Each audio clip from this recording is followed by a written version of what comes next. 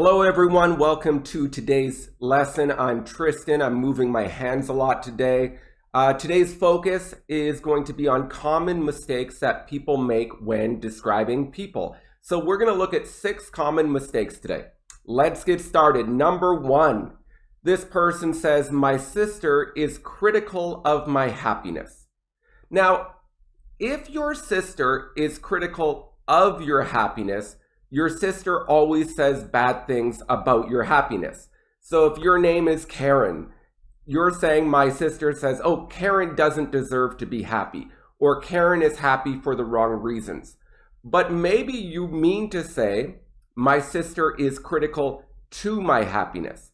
And this is a very different meaning, because if your sister is critical to your happiness, you need your sister to be happy. Your sister is a very special person, and she's very important to your happiness. So let's think about this rule. If you are critical of something, you find problems with it.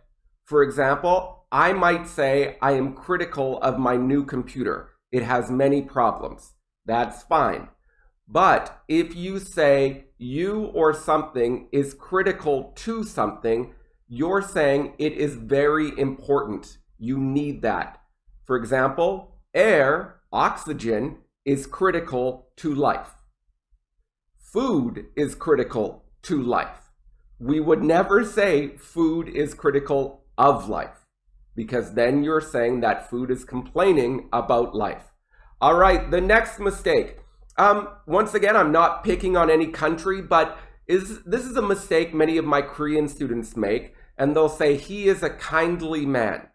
Now, kindly might be in the dictionary as an adjective, but the better choice is he is a kind man. He can speak kindly, he can communicate kindly, you can use it as an adverb, but when you describe a personality, use kind. He is kind, she is a kind person, not kindly. All right, now we're going to get a little superficial here. And this is describing someone's body. And we look at this man right here, and you say, he has a nice shape. That's strange to say he has a nice shape. If you say he has a nice shape, it sounds like he is holding up a rectangle or a square. Better, he has a nice body, or he has a nice figure. So if you say someone has a nice figure, you're saying they have a nice body. All right, now the next term, maybe you're describing a woman and you say she is chubby or she is fat. Maybe a nicer way to say this is she is curvy. So a woman who is curvy has curves. Usually we don't say a man is curvy because of biology. So a bigger woman, we could say she is curvy. That is a nicer way to say nicer than she is fat. All right, let's look at 2 more. We're talking about this woman. Let's call her Sun Yi. And we say Sun Yi is committed to be a good friend. Can you find the mistake there? The mistake is to be. When we use the adjective committed, it is to noun or to verb ing. So better, she is committed to being a good friend. She is committed to her friends.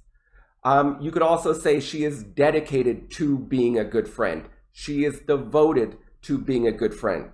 Now, many of my students say, but it's to, so shouldn't it be to verb?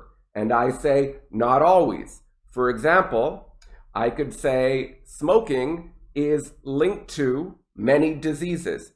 There, I need a noun. So when you use committed to, have verb ing or a noun after it.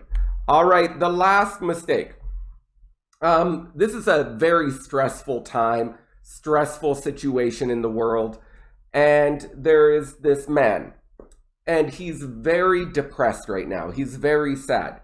And someone says he has a mental sickness. This is strange and incorrect.